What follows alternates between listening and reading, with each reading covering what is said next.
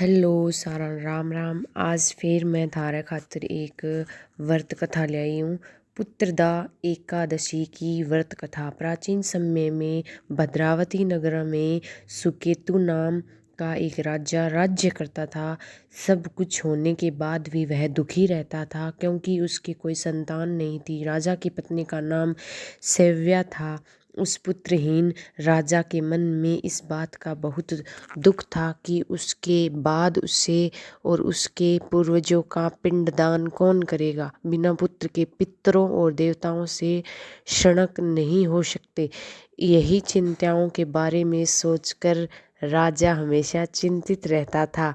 इस चिंता के कारण एक दिन राजा इतना दुखी हो गया कि उसके मन में अपने शरीर को त्याग देने की इच्छा यानी आत्महत्या की इच्छा उत्पन्न हुई। लेकिन वह सोचने लगा कि आत्महत्या करना तो महापाप है। यह सोचने के बाद राजा ने इस विचार को अपने मन से निकाल दिया। एक दिन राजा घोड़े पर सवार होकर जंगल की ओर चल दिया। पानी की तलाश में राजा आगे बढ़ता गया। कुछ दूर जाने पर उसे एक नदी मिली। उस नदी के किनारे बैठे हुए ऋषियों को प्रणाम कर राजा उसके सामने बैठ गया। ऋषिवर बोले, हे राजन, तुम मुझसे बहुत प्रसन्न हो।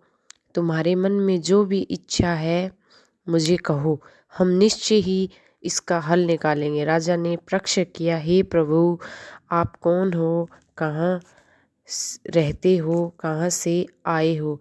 ऋषि राजा से बोले, हे राजन, आज पुत्र की इच्छा करने वाले को श्रेष्ठ पुत्र प्रदान करने वाली पुत्रदा एकादशी है।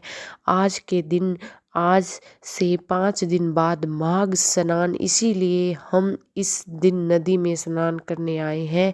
ऋषियों की बात सुनकर राजा ने कहा, हे मुनियों, मेरी भी कोई संतान नहीं। अगर आप मुझसे प्रसन्न हैं तो कृपया कर मुझे एक पुत्र का वरदान दीजिए।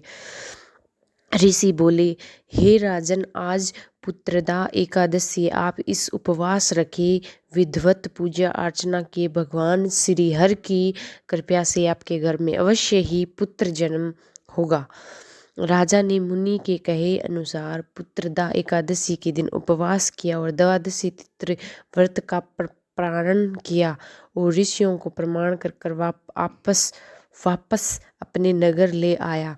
भगवान श्री हर की कृपा से कुछ दिनों बाद ही राजा की पत्नी गर्भवती हो गई और 9 महीने बाद राजा के घर पर एक तेजस्वी पुत्र का जन्म हुआ। यह राजकुमार बड़ा होने पर बहुत ही वीर, धनवान, यशस्वी और प्राचीन पालक बना। इस प्रकार से जो निसंतान संपत्ति पुत्रदा एकादशी के दिन विधिवत उपवास रखे, वह श्री हर कृपा से उसे संतान सुख दे।